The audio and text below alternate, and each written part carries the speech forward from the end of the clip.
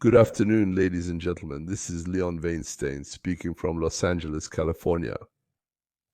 An incredibly interesting topic is the cancellation of Biden's presidential pardons. Here, this is called. I'll tell you now. He signed the release of more than 8,000 people. He signed more than 8,000 of these pardons. People were released from prison after receiving a pardon from the President of the United States. This is an unprecedented number.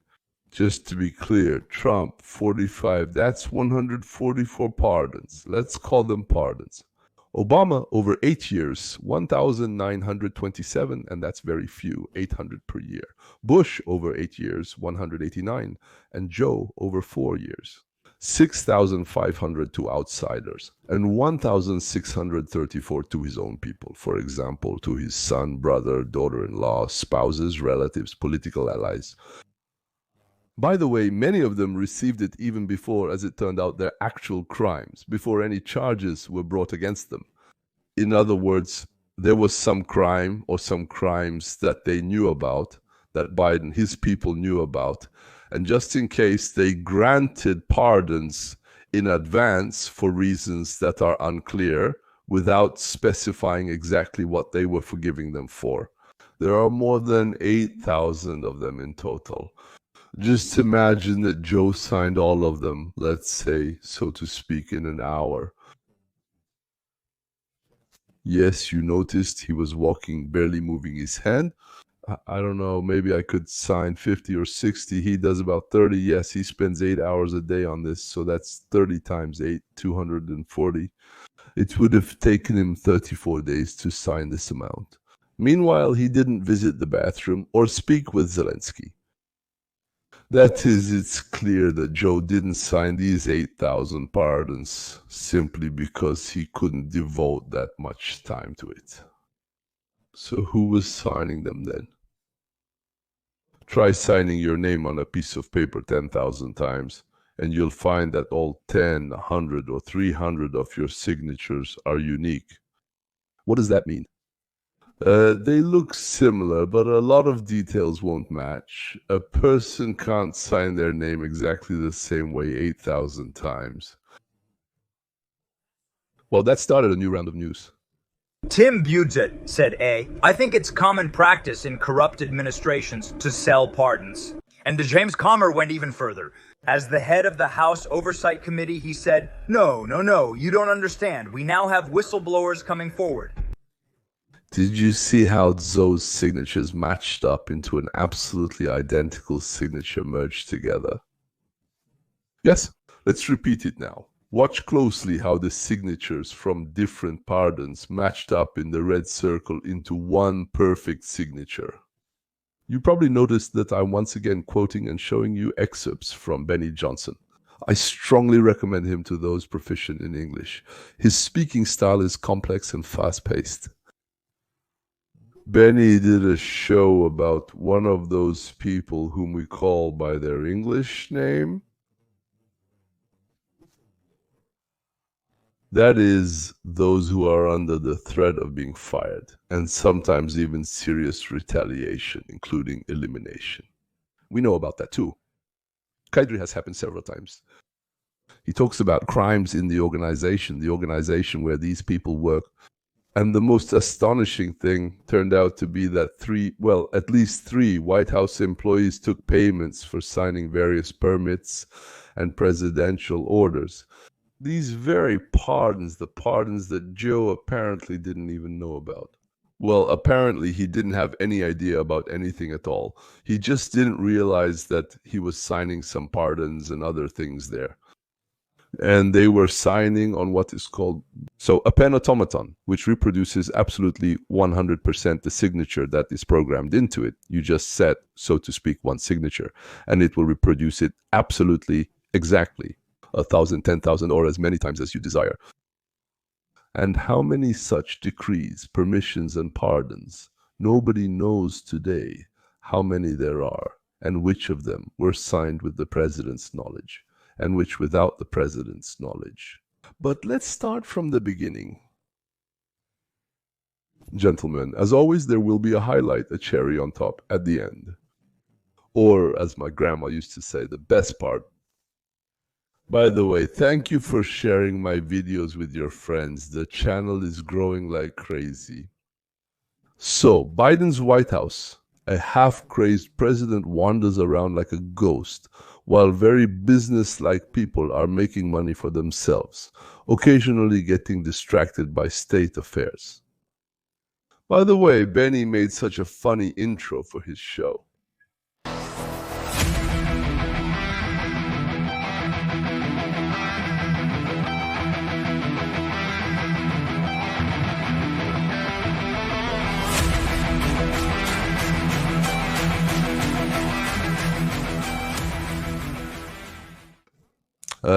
Deputy Chief Prosecutor Ed Martin, whom not only Democrats are afraid of, by the way, but also many Republicans who have their noses in the field. Fuku said that he is working with a former high-ranking White House official who tells him who and how much took bribes for signing so-called Biden pardons. How are you doing, guys? Absolutely shocking news about the scandal with Biden's Autopen, which is getting out of control for the Biden administration. Finally, the Republicans in the House of Representatives have started oversight. And now we have a whistleblower claiming that the Biden administration was selling pardons, selling the president's signature so people could get out of prison. Joe Biden has signed 8,000 pardons and commutations, which of course is impossible for any person, even if he worked with a clear and sharp mind. 24 hours a day, 7 days a week, 12 months a year. You just aren't yourself, you can't do it, it's impossible to do, and then also be the President of the United States. Benny said, in other words, what I told you at the beginning. It's impossible to sign those 8,000 pardons while doing something else. Not to mention the president's 24/7 workload, Biden was a ghost in his own White House. Republican Congressman Tim Bayorchet from Tennessee says that those thousands of pardons signed by Biden were signed with an Autopen, and White House aides could have profited from it. This case is becoming a bigger and bigger scandal in Washington. This is an interview with the chairman of the Government Oversight Committee, James Comer. I recommend watching because he is the person who is currently, so to speak, orchestrating what is called the fate of the Biden family. Who was driving this car? Who is driving this car? Because Joe Biden, well, he shows that he no longer has all the cognitive abilities that he used to have. This interview was recorded in 2023. Yes.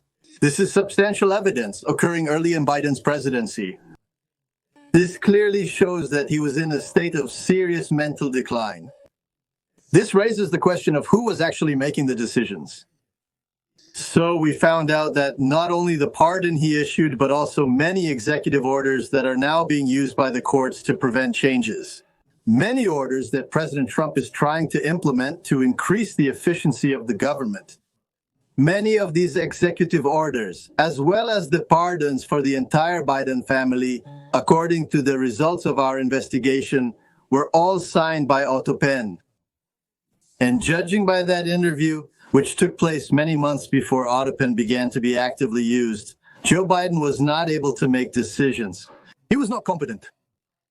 We believe that we have identified who these employees are. Jason, you did an excellent job in... We are going to invite everyone whom we consider to be involved in the use of Autopen, and we will invite them to a transcribed interview. If they refuse, they will receive a subpoena and will have to give full testimony under oath. But we want to find out who is actually making decisions in the White House during the last 9 months of the Biden administration, when he was clearly experiencing mental decline. And now Ed Martin's work has brought us to implementation. That was a criminal, it's called that in English, and in Russian it sounds even worse, a criminal organization. That is, with the goal of extorting money for, so to speak, mass extradition, bribes for release from prison.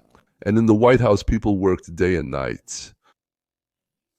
And he says that a whistleblower appeared who claimed, no, you don't understand. This whole story with Biden's Autopen, it was a bribe. People were paying for pardons. This is a grand, growing scandal. Well then, let's go. Let me reveal a bit more, Mark. I was in the federal prosecutor's office for merely 5 days when I wrote. That's exactly Ed Martin, who is now working in Congress on exposing corruption in the highest echelons of power. Right now, we are witnessing unprecedented behavior from Pomilovania, unprecedented acknowledgments of the book, as well as former employees of the EE. 10 days ago, I had an informant in my office, a high-ranking Democrat, who said, listen, it was exactly these three who controlled access and made money from it. I don't know if I believe it yet. But the point is that we have to get to the truth for the sake of the American people and to protect the process itself. And that's what we're doing right now. By the way, if we get to the very bottom of this, maybe it's not a criminal offense, but it definitely should be a scandal of the highest importance. In the history of mankind or America, and I might sound presidential, such behavior is unprecedented. This, Ed believes, will be one of the biggest scandals in the history of the United States.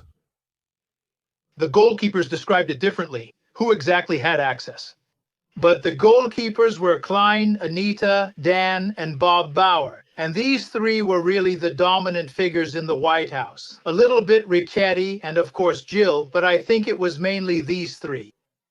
But I was that guy, well, that person, and I asked, what about Susan Rice? And what about some others? And they said, no, it was exactly these. That is, 3 people have already been identified who, according to witnesses, more than one witness, took money for the president's signature. Well, of course, this still needs to be checked and proven.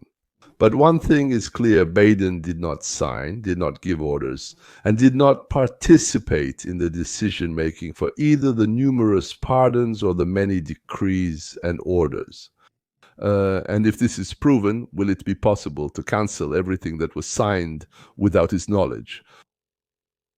But here is a member of Congress who is participating in the investigation. I'm saying that I'm not prone to suicide. You made a lot of noise on our show by stating that, in your opinion, some of these Biden pardons could have involved bribery. Does it really have to be 8,000 pardons? I said 2,000. And now it turns out someone said 8,000 damn pardons. Do you think Joe couldn't remember what he had for breakfast? He couldn't remember where the damn bathroom is. And you say he reviewed 8,000 pardon cases? Yeah, right. Give me a break. It's so shady, and it's just Washington, District of Columbia. This happens every day. That's the thing. It happens all the time. But when Trump is there, we start paying attention to things like that. And that's every department, every single one, and every department raises suspicions. So now every division of Biden's White House needs to be checked. And what, according to Congress, needs to be done to fix this situation? I'll change the subject, Congressman. I want you to listen to what reporter Alex Thompson said about the closest circle controlling Biden at the end of his term. Take a look at this. The people who were in charge were Mike Donelan, Steve Ricchetti, Bruce Reed, Anthony Bernal, as well as the First Lady, the First Lady's Chief of Staff, and Annie Tomasini. These were the people who saw him most often and had the greatest control over what he did, his daily activities. Well, obviously, Congressman, he names specific names. And here, columnist Sally Quinn accuses the former First Lady of mistreating an elderly person. How do you respond to the mistreatment of the elderly, Congressman? It really is mistreatment of the elderly. That's right. There's no doubt about it. And all those officials who worked in Biden's White House, in my opinion, should appear before the Oversight Committee. Because these questions need to be answered. The last thing I'll say about this: depending on exactly when the president actually stopped controlling his mental faculties, a lot of what he did as president, in my opinion, should be considered invalid. And the reason is that you can't run a country with an Autopen. It should come from the mental and physical abilities of the person elected as commander-in-chief. And if Joe Biden couldn't fulfill the duties of his office, then why are we still living under so many decisions made by the Biden White House? So on this issue, it's necessary to conduct multiple investigations. This is a major scandal, in my opinion, the biggest in presidential history. Now we can forget about Watergate because the Autopen is now right before our eyes. And this is a very combative host of a show on the fastest growing cable network in the United States. His name is Chris Salcedo. As soon as the Democrats got power, friends, they used it. They used it to support the enemies of the United States, bringing in millions of unvetted illegal foreign citizens and giving away your social benefits, which these leftists called our money, to these illegal immigrants. Now it seems that in order to keep this power, the Democrats acted just like all leftists do. They lied. The Democrats lied to get power. They lied when they used that power, and they lied to keep it. This should be remembered, actually. Leftists lied to get power, lied to use power, and they lied to keep it, because that's what they do. They lie. Focusing on the president, Autopen. That's exactly what I'm dedicating today's introduction to. Before we move on to discussing those who have been running things on behalf of Joe Biden, let me remind you of the tricks the leftists in the Democratic Party resorted to, the leftists in the press and their main defenders in the Republican Party, to sell the real big lie that Joe Biden is capable of handling the duties of the president. Do you think the president has enough endurance, both physical and mental, to continue even after the year 2024? Don, you're asking me this question. Oh my God, he's the president of the United States. E.M. I can't even keep up with him. Incredibly sharp mind, incredibly insightful, has an excellent grasp of details, gets into the details, asks tough questions. Yes, absolutely. I'm incredibly proud of it. I often meet with the president, and every time I meet with him, he is in perfect shape. I work very closely with President Biden and often accompany him on foreign trips. He is in excellent shape. I think Joe Biden brings such wisdom, thoughtfulness, and experience to the presidency, and he is an excellent president. I met with the president around 5 or 6 weeks ago. We had a great conversation, and he seemed fine to me. I interact with him often, and he is attentive, in sound mind, always prepared, reads documents, and reviews all the preparatory materials. And he is very, very involved in issues concerning truly serious topics of war and peace, life and death. We see Joe Biden up close. We know how deeply he is immersed in the issues, how well informed he is. And I argue with him about legislation. No, not argue, but discuss it with him. He is always on top of things. Yes, but the Democrats surrounding Joe Biden lied not only about his mental abilities, but also about his physical condition. After all, Joe Biden just announced that he has metastatic prostate cancer, a disease that, according to medical specialists, even those who are staunch supporters of left-wing views, he has had for many years. That is, he didn't understand anything, didn't remember he was nobody anywhere, the people who are around him. And for many years he had prostate cancer, which we weren't told about. He had it even before the 2020 election, which he supposedly won. This is the doctor. The author, by the way, is Obamacare. So these are not speculations. If a person has prostate cancer that has spread to the bones, then you are unconditionally stating that he had this when he was president of the United States. Oh, yes. He didn't develop this in the last 100 or 200 days. He had it when he was president and probably already at the beginning of his presidency. Now, Jake Tapper and Morning Brzezinski are singing a completely different tune than back when they were covering up Joe Biden's colossal and disqualifying loss of mental capacity. It's not just now, say, our favorite honest and outspoken leftists.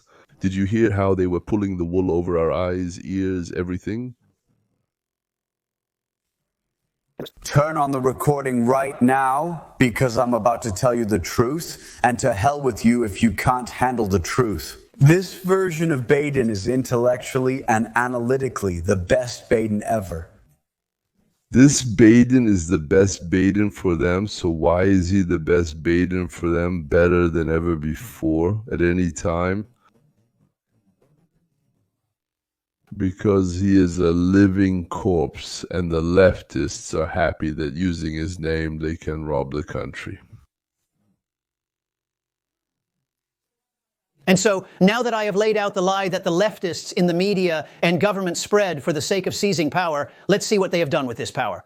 All right, according to the Inspector General of the Department of Homeland Security, the Democrats have turned our taxpayer-funded government into pimps by subjecting over 320,000 children of illegal immigrants to sexual slavery and forced labor in order to populate America with illegal immigrants from 160 countries.